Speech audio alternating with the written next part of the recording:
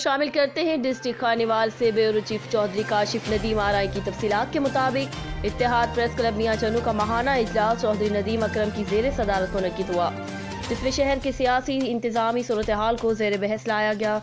मियां चन्नू में अमन अमान की सूरत हाल और इसमें कानूनी इदारों की कारकर्दगी का जायजा लिया गया।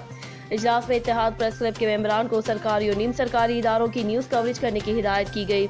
इजलास में शिरकत करने वालों में सरपरस्त आला इत्तेहाद प्रेस क्लब तारिक मोहिउद्दीन शाह साहब, सदर आतिफ हमीद गुज्जर साहब, जनरल सेक्रेटरी मोहम्मद याकूब लोधी साहब, इंफॉर्मेशन सेक्रेटरी चौहदरी काशिफ नीम आरआई, महबूब अहमद मुगल, मोहम्मद अजीम आवार, मोहम्मद जुनेद खान खटक, राना अब्दुल खालिक जंजुआ, सीनियर नायब सदर महर तारिक महमूद संपाल साहब ने शिरकत की और अपने अपने ख्यालात का इजहार किया।